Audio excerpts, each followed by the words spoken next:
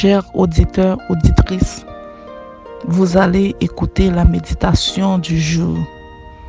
Puissance de la grâce, Ellen White. Prenons le temps de sonder nos cœurs. 4 janvier.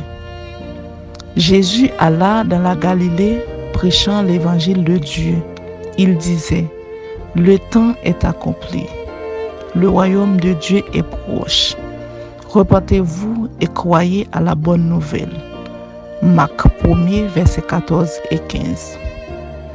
Pendant que Jésus traversait la Galilée, enseignant et guérissant, des foules accouraient à lui des villes et des villages environnants. Il en venait même de Judée et des contrées voisines. Il se voyait parfois contraint de se dérober à la foule. L'enthousiasme était si grand qu'il fallait quelques précautions pour éviter de faire redouter une insurrection au territoire romain. Le monde n'avait jamais connu un temps comme celui-là. Le ciel s'était rapproché de la terre. Des âmes qui depuis longtemps attendaient la rédemption d'Israël et qui avaient faim et soif de justice se réjouissaient maintenant de la grâce d'un Sauveur miséricordieux.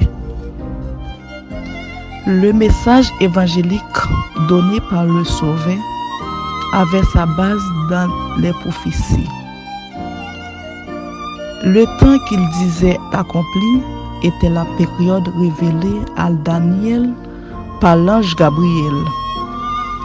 Sachez donc et comprendre, depuis la sortie des paroles ordonnant de rebâtir Jérusalem jusqu'à un roi, un chef il y a 7 semaines et 62 semaines.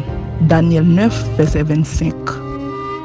69 semaines ou 483 ans, le décret ordonnant la reconstruction de Jérusalem, complété par Artaxerxès, l'Augment. Adia 6, versets 14 et 7. Entré en vigueur en automne 457 avant Jésus-Christ. À partir de cette date, 483, année nous amène à l'année 27 de notre ère, en automne. Selon la prophétie, cette période aboutissait au Messie, loin. Lors de son baptême en l'an 27, Jésus fit loin du Saint-Esprit et ne tarda pas à commencer son ministère. Dès lors s'est produite la proclamation du message. Le temps est accompli.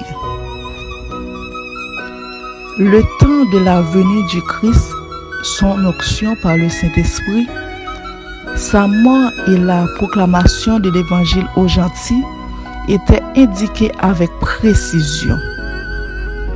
L'Esprit de Christ qui était en eux, d'avancée, attestait les souffrances de Christ et la gloire qui s'en suivait. 1 Pierre 1er, verset 11. De même que le message concernant la première venue du Christ annonçait le royaume de sa grâce, le message relatif à son retour annonçait le royaume de Dieu, de sa gloire.